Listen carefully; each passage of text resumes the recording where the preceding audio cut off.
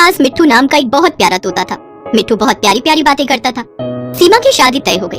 जब मिट्ठू ने सबको बातें करते सुना कि सीमा ससुराल जा रही है तो वो उदास हो गया। उसने सबसे बात करना बंद कर दिया, खाना पीना भी छोड़ दिया। क्या हुआ मेरे मिट्टू को? आजकल तू कुछ क्यों नहीं खाता, ना ही मुझसे बात करता है? मुझे बता तो आखिर तू उदास क्यों है? ये इसलिए उदास है क्योंकि कुछ दिन पहले जब हम बात कर रहे थे ना कि तू शादी होकर ससुराल चली जाएगी, तभी से मुंह फुलाए बैठा है। इसमें मुंह फुलाने की क्या बात है? मिट्टू भी तो ससुराल जाएगा। मिट्टू ससुराल जाएगा। फिर क्या था, सीमा की ये बात सुनकर मिट्टू पिंजरे में इधर उधर उड़कर उछल कूद मचाने लगा और खुशी से अपनी आवाज में बोलने लगा, मिट्ठू ससुराल जाएगा, मिट्ठू ससुराल जाएगा।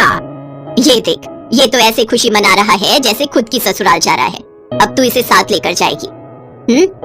तो और क्या माँ, जहाँ मैं वहाँ मेरा प्यारा तोता। क्यों मिट्टू जी? शादी के बाद सीमा अपने प्यारे तोते मिट्टू को भी अपने साथ ले आती है, पर ये बात उसकी सास को बिल्कुल भी पसंद नहीं आई। सीमा की सास मिट्टू को बिल्कुल भी पसंद नहीं करती थी। सीमा को ससुराल में रहते कुछ दिन ही बीते थे तो उसकी सास ने तोते के लिए बोलना शुरू कर दिया। ये क्या गंदगी फैला दी इसने, जहाँ देखो वहाँ अमरूद और मिर्च के टुकड़े गिरे हुए हैं। मेरा तो सिर दर्द से फटा जा रहा है। सिर दर्द से फटा जा रहा है, सिर दर्द से फटा जा रहा है। सिर दर्द की दवाई खा लो कमला। सिर दर्द की दवाई खा लो कमला, सिर दर्द की दवाई खा लो कमला। ये देखो, तुम्हारी ही भाषा बोल रहा है। एक तो जो बोलो पलट कर नकल करता है। पता नहीं क्या क्या सिखा रखा है बहू ने। तभी सीमा आ जाती है। प्रणाम माँ जी। प्रणाम पापा जी।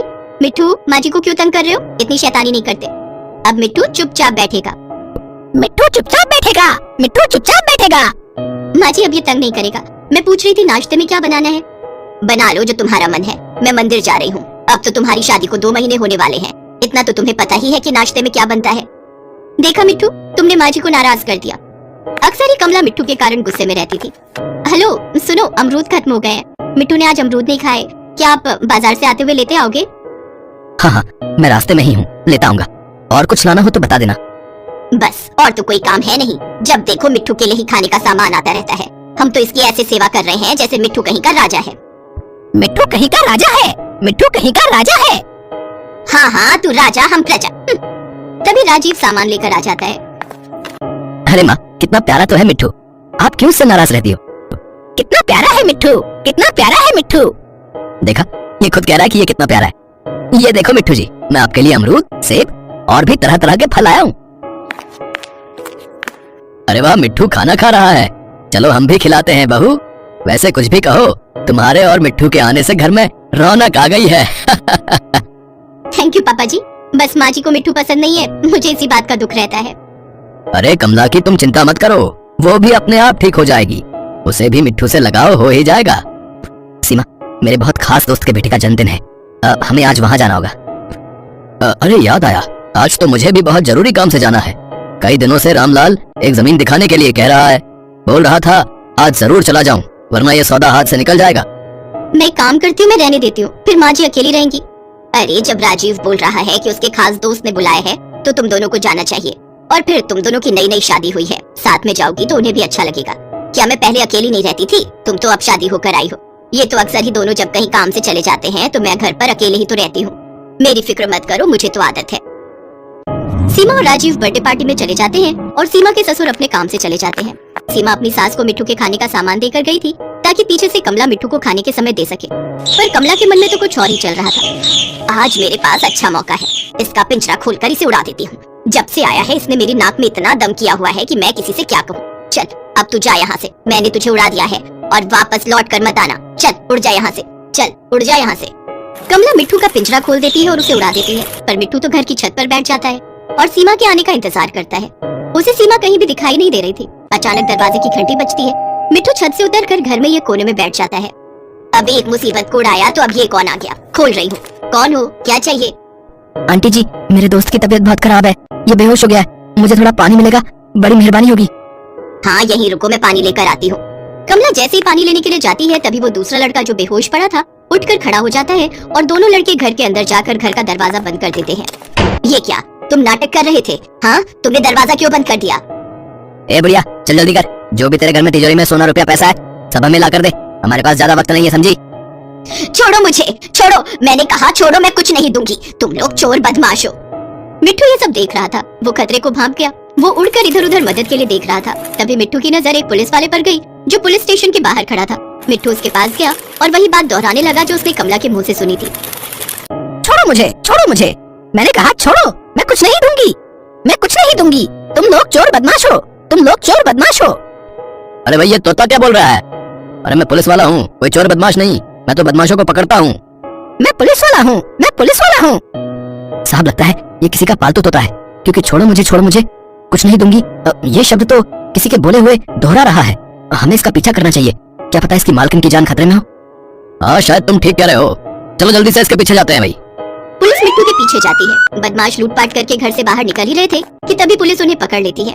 बदमाशों ने कमला के मुंह पर टेप चिपकाकर उसे रस्सी से बांध दिया था। सही मौके पर पुलिस पहुंच गई। पुलिस ने कमला की रस्सियों को खोला तो उसकी जान में जान आई। अच्छा हुआ इंस्पेक्टर साहब आप आ गए।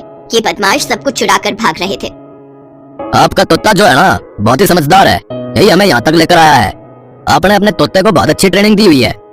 पुलिस वालों की बात सुनकर कमला कुछ देर के लिए तो बहुत शर्मिंदा होती है कि आज उसने तो मिट्टू को अपने घर से निकाल दिया था, उसे पिंजरे से उड़ा दिया था, पर आज मिट्टू ने ही उसकी जान बचाई।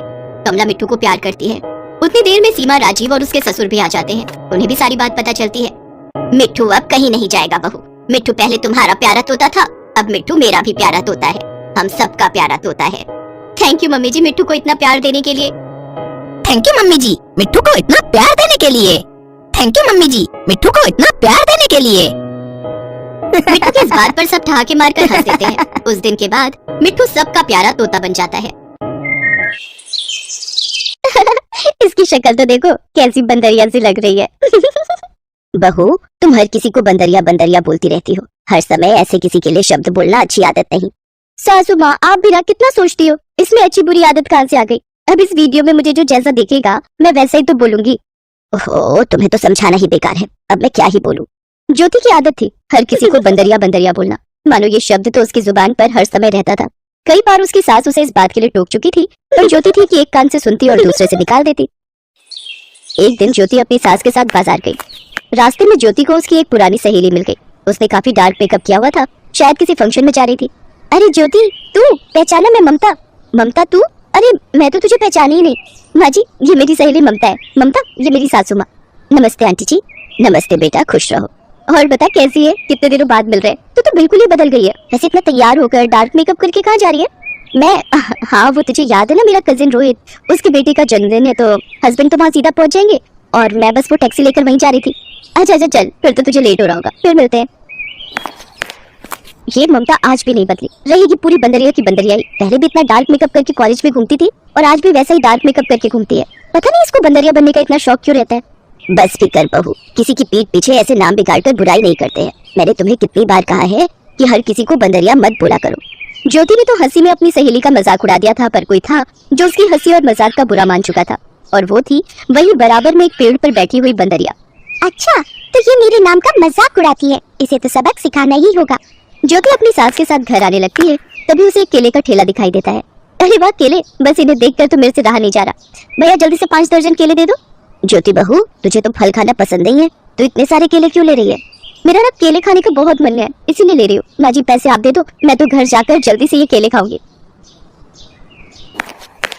इसे क्या हो गया, ये ऐसी हरकत क्यों कर रही है? जल्दी जल्दी घर भाग गई है, जरा देखो तो ये क्या रही है। ज्योति की सास जब तक घर पहुंची, ज्योति ने पूरे आंगन में केले के छिलके फैला रखे थे और वो अब तक सारे केले खा चुकी थी। ज्योति बहू तुमने ये क्या कर दिया? पूरे आंगन में केले के छिलके फैला दिए और सारे केले कहाँ गए? खा गए मतलब? मैंने सारे केले खा लिए माँ जी, पर मुझे और केले खाने हैं, मुझे अंगूर भी खाने हैं और हाँ रोटी का भी बहुत मन है। बहू मुझे तुम्हारी हरकत कुछ ठीक नहीं लग रही, मुझे तो देखकर डर लग रहा है। आखिर तुझे अचानक से हुआ क्या है? मुझे तो कुछ नहीं हुआ, ये देखो मैं तो बिल्कुल ठीक हूँ। और देखते ही देखते उसका चेहरा बंदरिया के चेहरे में बदल जाता है।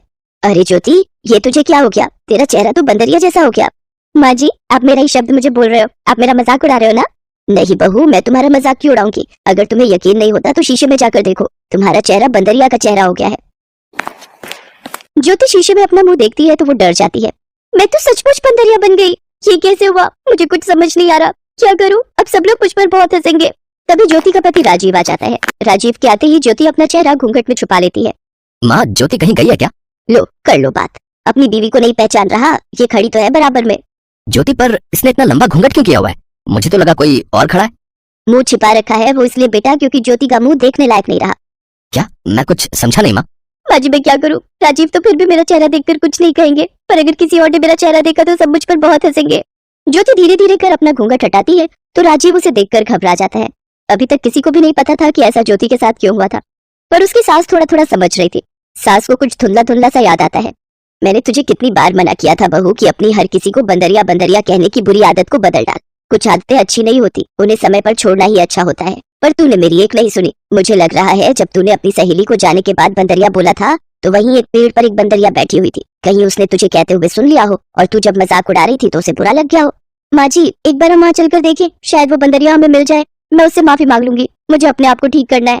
माँ जी नहीं तो सब मेरा बंदरिया बंदरिया कहकर बहुत मजाक उड़ाएंगे। माँ एक बार चलकर देखते हैं, ज्योति की हालत मुझसे भी नहीं देखी जा रही। तो फिर चलते हैं, पर मुझे साथ में कुछ लेकर भी जाना है। ज्योति के सास रास्ते में ढेर सारे केले खरीदते हुए जाती है। वो बंदरिया अभी भी उसी पेड़ पर बैठी हुई थी। ज्योति जब अपनी सास और राजीव के साथ वहाँ पहुँचती है तो वो बंदरिया खूब खिलखिलाकर हंसने लगती है। क्यों मजा आया? अब कैसा लग रहा है अपना मजाक उड़ते देख हैं? अब तो तुम भी मेरे रूप में आ गई हो और उड़ाओ मजाक। मुझे माफ कर दो, मैं वादा करती हूँ अब मैं किसी का भी मजाक नहीं उड़ाऊंगी। मैं आपका नाम लेकर किसी पर भी नहीं हंसूंगी। अगर मैंने ऐसा किया तो मुझे दोबारा बंदरिया बना देना। अच्छा ठीक है, ज्यादा परेशान होने की जरूरत नहीं है, मैं तो सिर्फ तुम्हें सबक सिखा रही थी। वैसे ये केले तुम मेरे लिए ही लाई हो ना? हाँ हाँ ये केले ज्योति तुम्हारे लिए ही लाई है। ज्योति जैसे ही उस बंदरिया के आगे केले रखती है, बंदरिया झट से सारे केले खा जाती है। केले खाकर बंदरिया बहुत खुश होती है। चलो अब मेरा पेट भी फुल हो चुका है और मेरा मूड भी ठीक हो गया है, इसलिए अब तुम अपने रूप में वापस आ जाओ। और फिर ज्योति का चेहरा फिर से ठीक हो जाता है। ज्योति अपने रूप में वापस आ जाती है और खुशी खुशी राजीव अपनी सास के साथ घर लौट आते हैं। उस दिन के बाद ज्योति ने हर बात पर किसी को भी बंदरिया कहना बंद कर दिया। उसने खुद से वादा किया कि वो कभी भी पीठ पीछे किसी का मजाक नहीं उड़ाएगी और ना ही किसी की बुराई करेगी। इस कहानी से हमें यही सीख मिलती है कि हमें कभी भी किसी का मजाक नहीं उड़ाना चाहिए, ना ही किसी के मुंह पर और ना ही किसी की पीठ पीछे।